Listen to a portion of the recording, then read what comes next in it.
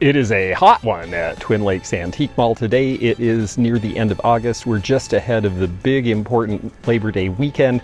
I have a bunch of space because I have been gone for 5 weeks, so I've been stuffing it full. A refresh rather than a redo, but let's take a look.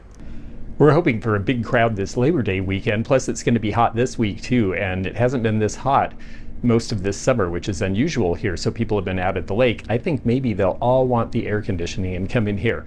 I think I'm ready. Let's take a look. Now, my sales the last few months here have been really good, like $1,400 a month, and for a place out in the country, out in the middle of nowhere, that's awfully respectable, I figure. This is a bunch of stuff. I just put in this painted Italian bowl. I just couldn't take it to Portland because it was just one thing too large. The Louisville stoneware, on the other hand, came here from Florida. A viewer of mine found this and said, hey, you should sell it up there, and I think that's right. That plate in the middle, the deviled egg, came from my mother's collection, and that Harlequin came from the estate sale, the second one in New Jersey. So we've got a few different things out front. We're still keeping the kitchen thing going. Like I said, this is a refresh rather than a redo. We'll get into redoing later. I would like to segment this into more shelving, and I'm able to do that now because the big gliding stand that was here is sold. The cheval mirror is sold.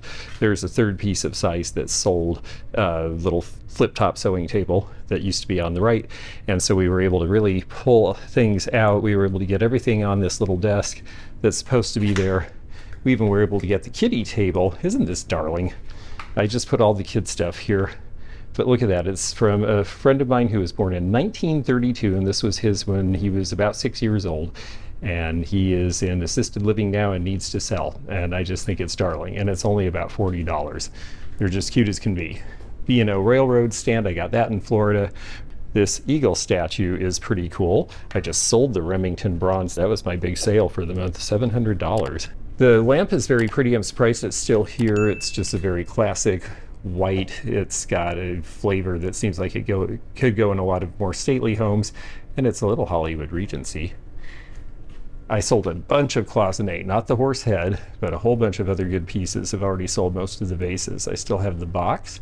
I still have this. I added some Fenton today, and I rearranged because I needed this space, so I was able to pull out the nesting tables. It's also nice to have this back from the aisle a little bit. I've been right on the aisle for a long time, and when you take a look and see what I'm across from, it makes sense that maybe I just want to have a little bit more of a step back so that I'm showing a really different look than that, so that people can split up and go into the booth that suits them best.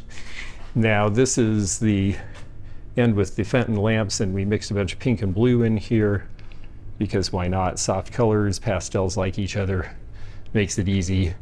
I like this little display because it's very homey, literally lots of little houses, but also we put all of the American homemaking books, the song books, the Kentucky and Tennessee and one of their World's Fair, Chicago attractions on those various souvenir pieces.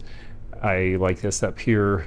The glass is very pretty, and we've got some really nice bright pieces, but they still have a country feel. And then the Bohemian in the background, just for some color and height.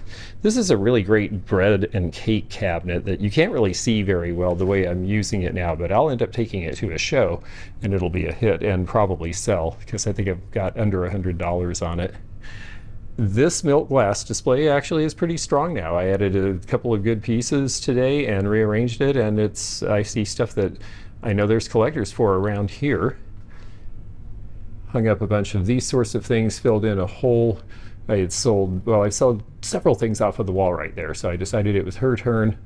Put in the big Francoma piece and really was able to change this around because a lot of basketry and stonework Native American had sold.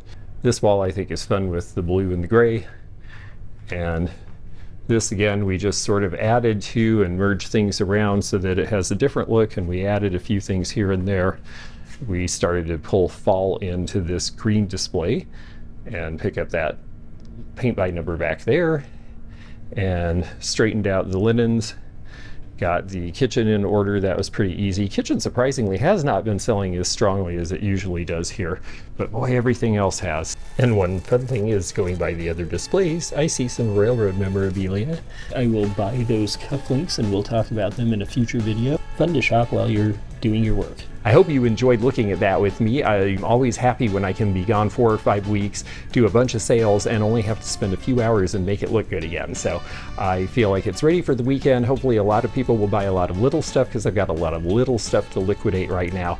And then we will go looking for some higher end items. I have some surprises coming to the show, so stay tuned for that.